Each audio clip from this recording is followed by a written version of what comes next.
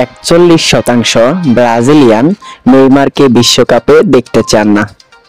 চলুন বিস্তারিত জেনে আসি পুরো ভিডিওতে। 2026 বিশ্বকাপ এখন আর এক বছরও বাকি নেই। এর মধ্যে ধীরে ধীরে বিশ্বকাপকে সামনে রেখে নিজেদের পরিকল্পনা গোছাতে শুরু করেছে দলগুলো। নানা নাটকীয়তার পর যুক্তরাষ্ট্র, কানাডা এবং মেক্সিকোয় আয়োজিত হতে যাওয়া বিশ্বকাপের জন্য ব্রাজিল কোচ হিসেবে নিয়োগ দিয়েছে অভিজ্ঞ কোচ কার্লো আনচেলত্তিকে। ইতালিয়ান এই কোচ আসার পর প্রাসঙ্গিকভাবে বারবার আলোচনায় এসেছে নেইমারের নাম। চোট জর্জরিত নেইমারকে নিয়ে আনচেলত্তির পরিকল্পনা কি হবে সেদিকেই ছিল সবার চোখ।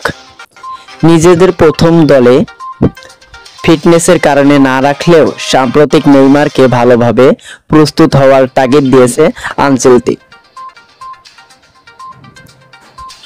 তবে আনচেলত্তি চাইলে ব্রাজিলের 41% মানুষ চান না নেইমারের বিশ্বকাপ খেলুক।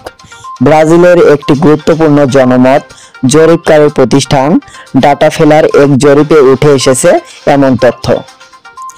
41% না চাওয়ার বিপরীতে 48% অবশ্য নেইমারকে বিশ্বকাপে দলে দেখতে চান।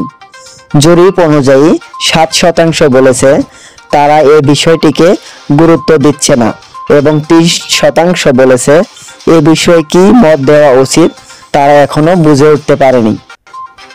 এই অংশের মধ্যে 53% নেইমারকে দলে ডাকার বিপক্ষে আর পক্ষে 35%, অর্থাৎ তরুণরা নেইমারকে ব্রাজিলের ষষ্ঠ বিশ্বকাপে জয়ের চেষ্টায় গুরুত্বপূর্ণ খেলোয়াড় মনে করলেও বয়স্করা তেমনটা ভাবছেন না।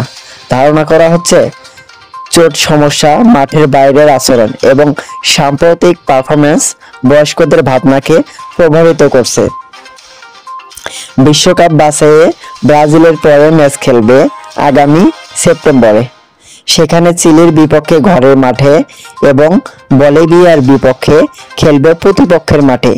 এই ম্যাচ দুটি দিয়েই নেইমার দলে ফিরতে পারেন কিনা সেটা দেখার অপেক্ষা।